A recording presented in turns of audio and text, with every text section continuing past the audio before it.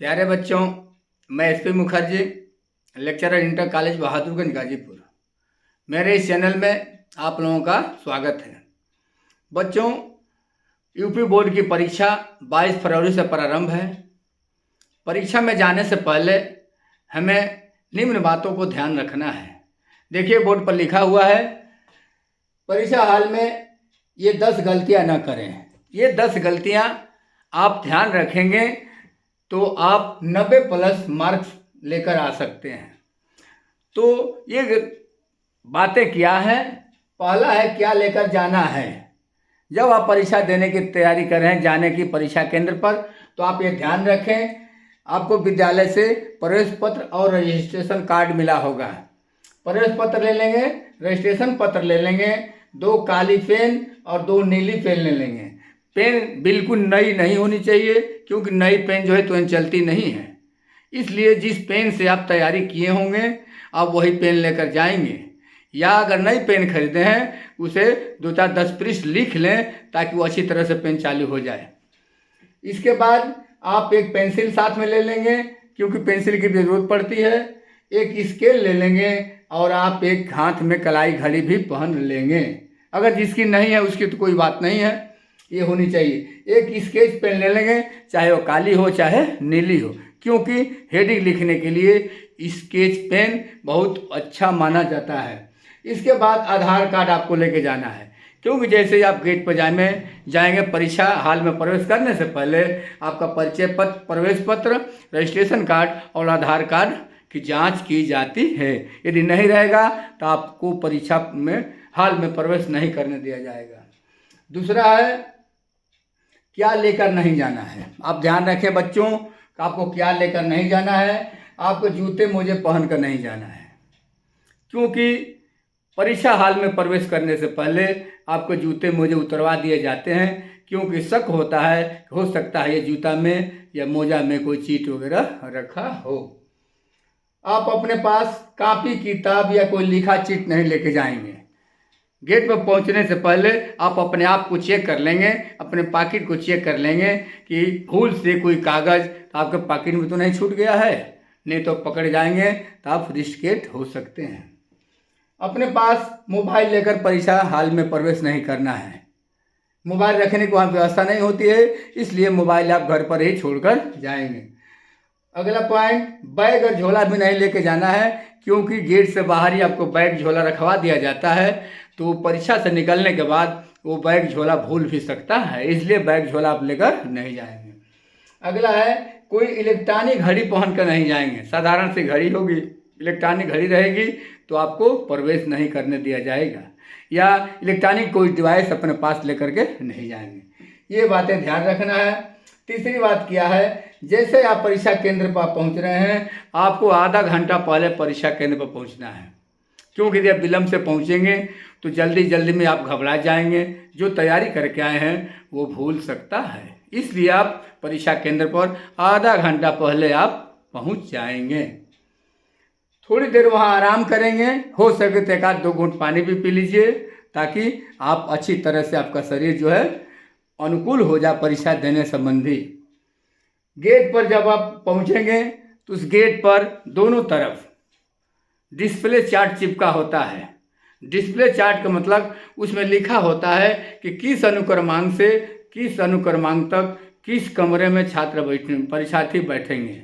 इसको display chart कहते हैं। अपने प्रवेश पत्र को निकालिए, प्रवेश पत्र के अनुक्रमांक के अनुसार डिस्प्ले चार्ट पर अपना कक्ष संख्या देख लीजिए।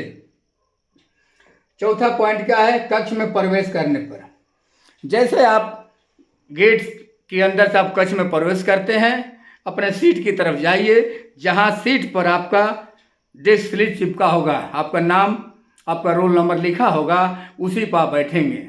बैठने से पहले आप सीट के चारों तरफ देख लेंगे, कोई कागज़ का टुकड़ा उकड़ा तो कोई दूसरा नहीं फेंका है, या जो दीवारें सीमेंटेड नहीं होती हैं उन ईंटों के गैप में भी कुछ बच्चे कागज़ पत्र लिख करके उसमें लगा दिया रहते हैं।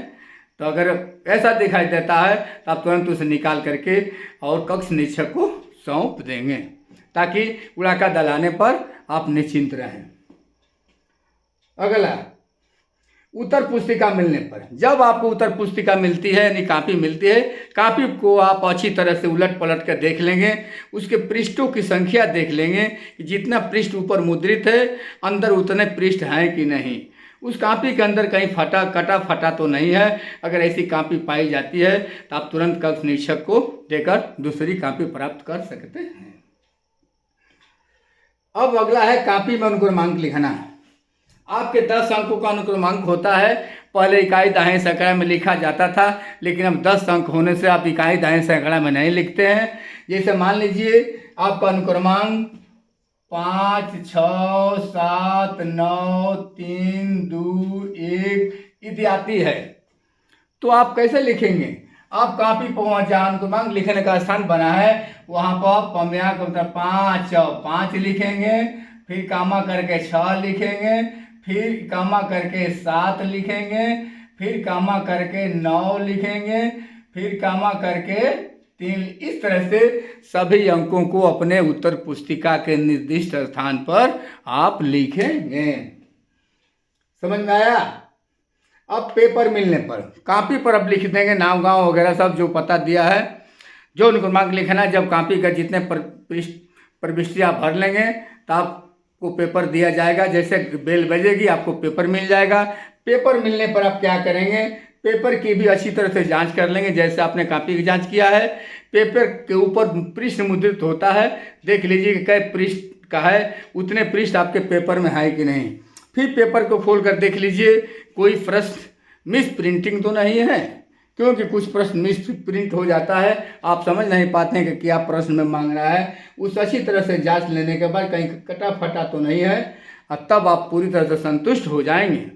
तो आपको 3 घंटे 15 मिनट का समय मिलता है परीक्षा देने के लिए। 3 घंटे 15 मिनट का समय मिलता है। 15 मिनट आपको पेपर पढ़ने के लिए दिया जाता है। आप सावधानीपूर्वक प्रश्न नंबर 1 से लेकर के प्रश्न के अंतिम तक आप पेपर को विधिवत पढ़ लेंगे। पेपर पढ़ लेने के बाद आपको यह ज्ञात हो जाएगा कि कौन प्रश्न मुझे अच्छी तरह से आ रहे हैं, कौन प्रश्न मुझे अच्छी तरह से नहीं आ रहे हैं, और कौन प्रश्न मुझे नहीं आ रहे हैं। तो पेपर पूरी तरह से पढ़ लेंगे, पढ़ने के आप संतुष्ट हो जाएं।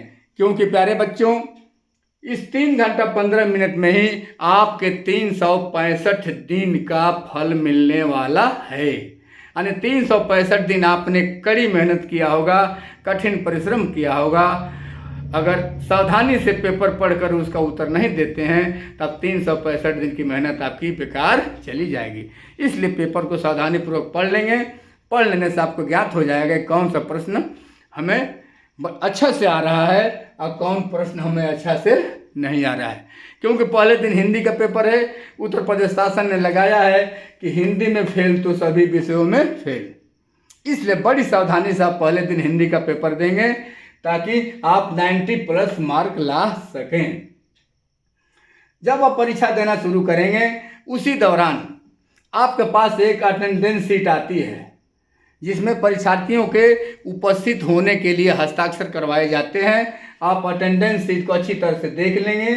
आपका उसमें फ़ोटो लगा होगा और फोटो के बगल में खाली स्थान बना होगा, उसमें आप अपने हस्ताक्षर कर लेंगे।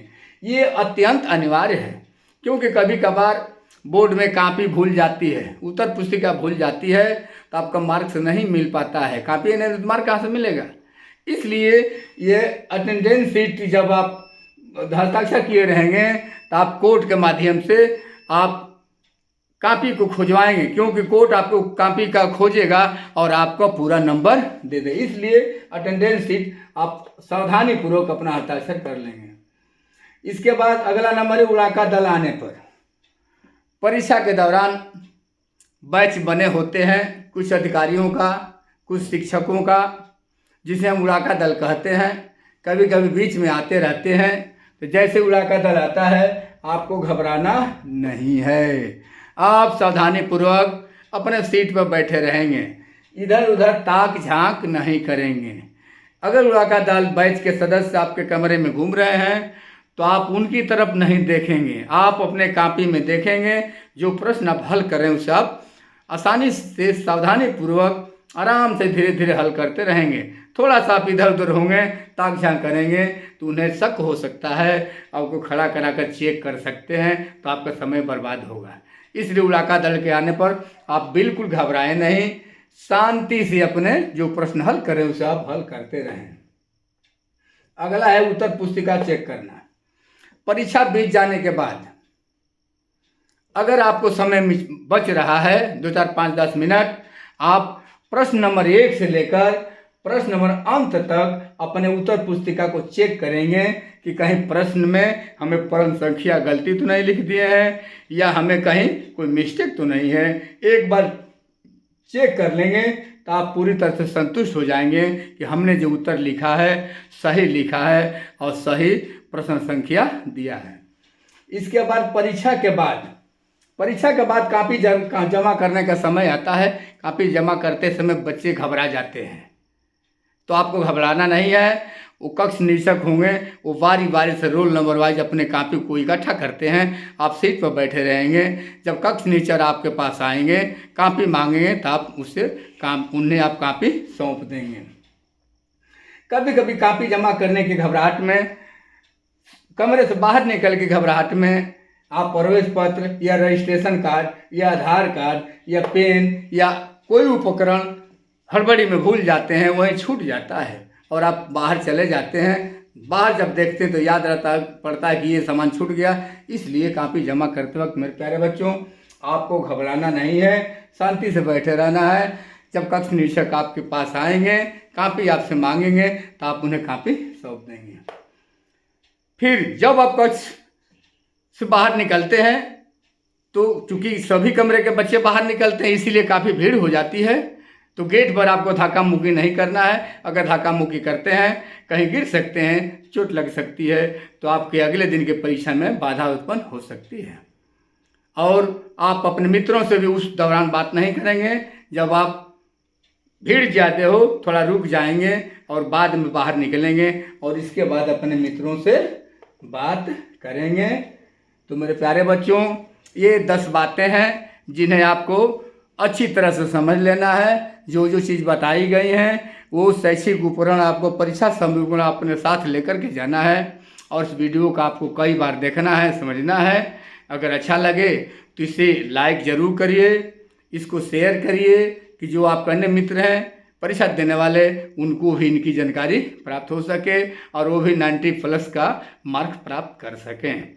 और अगर कोई दिक्कत हो, कोई प्रश्न पूछना चाहते हैं तो आप कमेंट बॉक्स में अपने विचार ज़रूर लिखें, क्योंकि मैंने इतना वीडियो बनाया, कमेंट बॉक्स में कुछ ही बच्चे अपना विचार लिखते हैं। तो आप ज़रूर कमेंट बॉक्स में अपना विचार लिखें और इस वीडियो को, चैनल को सब्सक्राइब कीजिए, अपने मित्रों से सब्सक्राइब कराइए।